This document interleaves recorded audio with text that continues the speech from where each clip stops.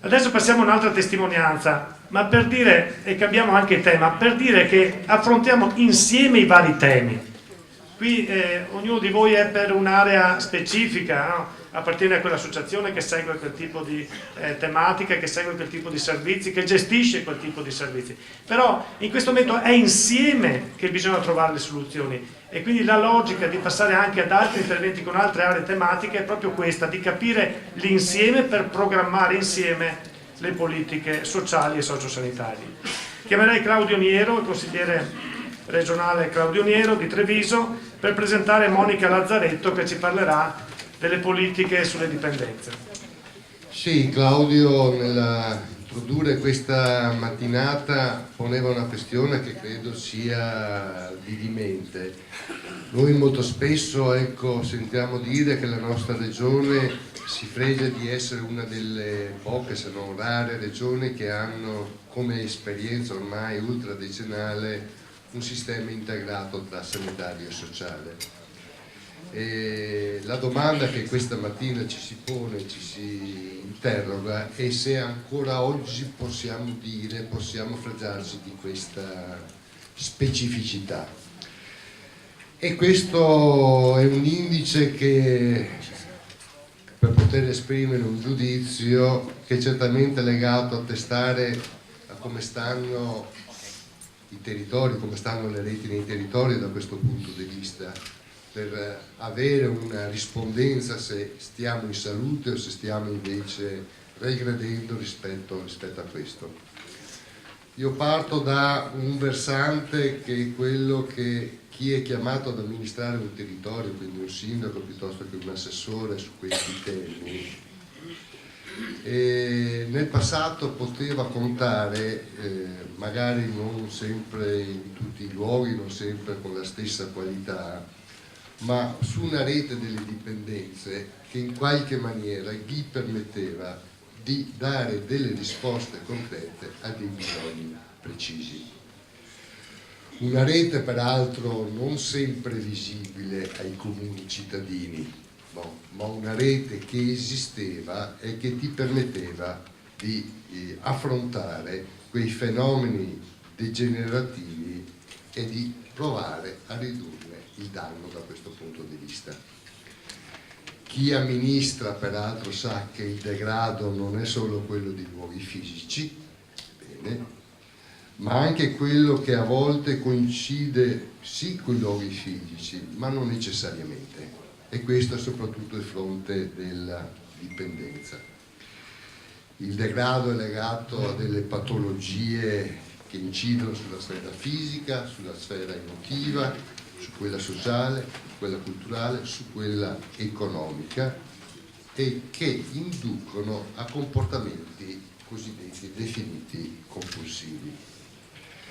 Patologie conosciute appunto come droga e alcol, ma alle quali si affiancano quelle di nuove generazioni, insidia ad esempio di internet, dei smartphone piuttosto dei tablet, del gioco d'azzardo ad esempio.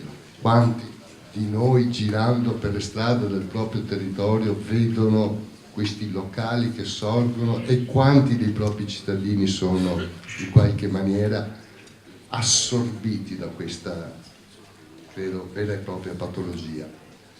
L'avvenire del 26 febbraio indicava in una maniera molto efficace anche l'elemento quantitativo di queste nuove patologie. Indicava che vi sono 2 milioni di giocatori a rischio, che vi sono 6 milioni tra familiari e rapporti di rete amicale che in qualche maniera sono coinvolti, diciamo, in questa nuova patologia, che vi sono oltre 2200 applicazioni per smartphone e tablet che ti invitano, da questo versante, bene, a cadere in quella particolare psicologia. Quindi vecchie e nuove dipendenze che in un periodo peraltro, tra virgolette, congiunturale negativo, portano ad aumentare, diciamo, i soggetti a rischio e che cadono nella rete di questa dipendenza.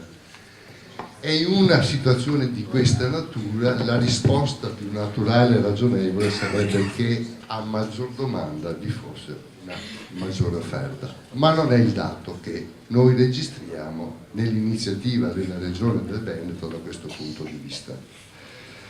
Noi abbiamo una rete fatta da 37 SERT, 31 enti ausiliari privati, 600 gruppi di aiuto, 60 associazioni di volontariato, una rete che è fatta da USL, comuni, scuole, privato sociale, che necessariamente deve trovare da parte della politica e delle istituzioni un suo rafforzamento. Ma li stiamo aiutando? E questa è la domanda.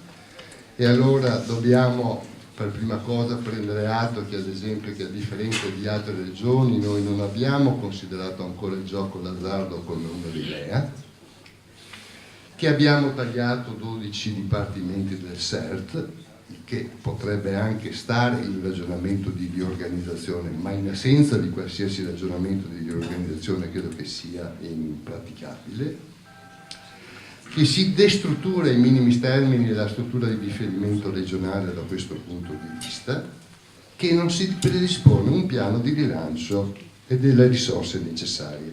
Prima una testimonianza diceva una cosa verissima: non sono tanti soldi ma quanto una strategia e una programmazione.